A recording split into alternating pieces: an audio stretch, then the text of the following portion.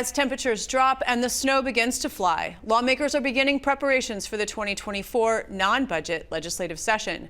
Joining me to talk about some of the challenges facing the state's long-term care industry, its aging population, and people who may be falling through the cracks is the chair of the Senate Human Services Committee, Senator John Hoffman. Thank you for being here. Shannon, it's great to be back. I was jokingly saying it must be a slow day in Minnesota because the snow hits and there we go. But it's good to be back. Thank you for having me here. Last session, the logjam over a bonding bill broke free in the 11th hour with an agreement to provide $300 million in additional emergency funding over 4 years for nursing homes.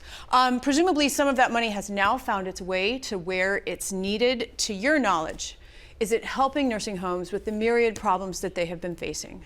First of all, I want to talk about that, the end of session. I said we need $3.2 billion to try to solidify the caregivers, world in order to move things forward. And having that extra $300 million got us to $3.25 billion. So it was where it was. It was beautifully orchestrated. It was well done.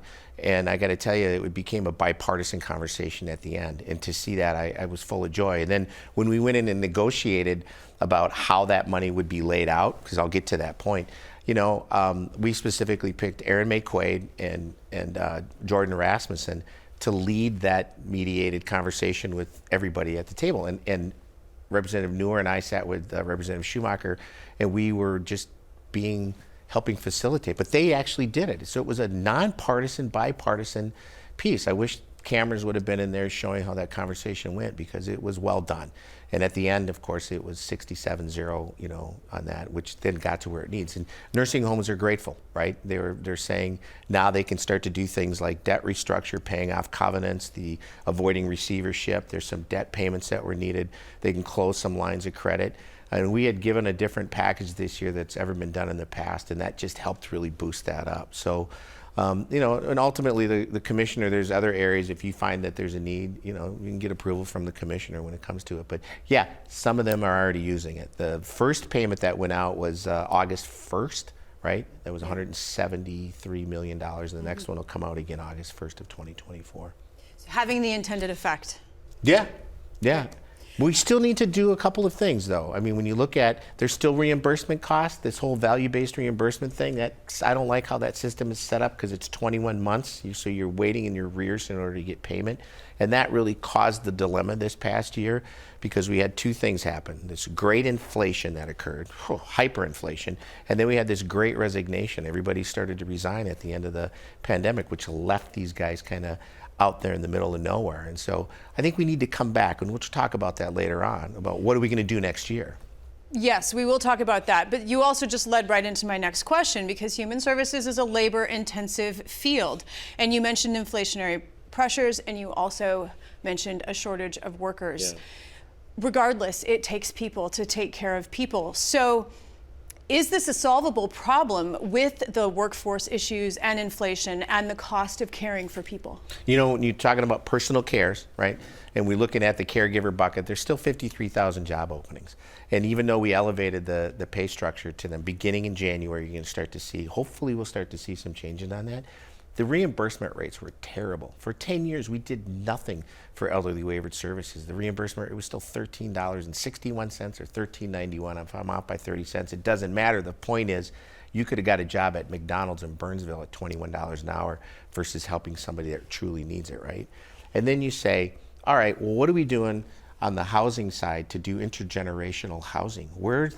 Years ago we had these tiny home pods that were something that was available. The cities hated it. They actually, most of them voted not to have them. Okay, well, let's have that conversation again to say, how do you make it intergenerational? Maybe you got a tiny home that's in the driveway or in the backyard. Grandpa and grandma are there, or whoever that needs that help can be there, right? The other thing I think it leads to looking at, because if we don't get the feds to open up, the immigration status, you could have more people come to Minnesota. We could have jobs for them like the very next day. Our unemployment rate's the lowest in the nation, right? And when you look at these service industry ones, there's a deep need there.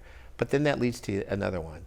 well, maybe we need to look at some other alternatives when it comes to caring for grandpa and grandma or caring for somebody who has a disability. The personal care side of it, if I need assistance getting in and out of a bed, that's one thing. But if I need to be tracking what my PDMs are or what my blood flow or my glucose, all that stuff, you can actually have that done. And there's a multi-interaction media that's available out there. There's an organization, the guy who started Minute Clinics from Minnesota, actually Healthy Med is an organization out there that you got a TV in your room, but it's not just a TV, but it's multi-dimensional interaction. So you have a nurse who's able to know, oh, your blood pressure's up. Hey, Jimmy, and a sign will go up on the TV because most people are watching TV, right? Check your meds, right? I mean, stuff like that.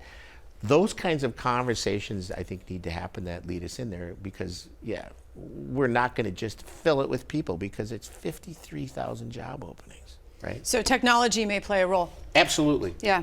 So a few weeks ago on this program, Governor Walz highlighted the fact that Minnesota does well at keeping older Minnesotans in their homes.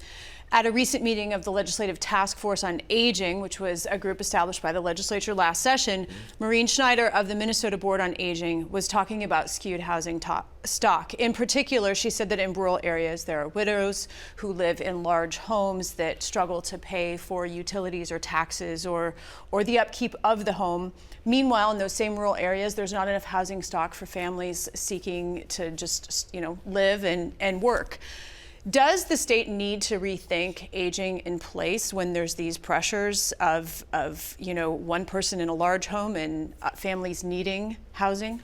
I think the real issue that exists out there, we know aging in place not only makes sense, but it's less costly on the system. And when you look at our generation of folks older than us, 65 and older, has increased at a higher rate than those that are in K-12 education. When you look at the numbers are absolutely skewed. Here's E12, 65 and older here.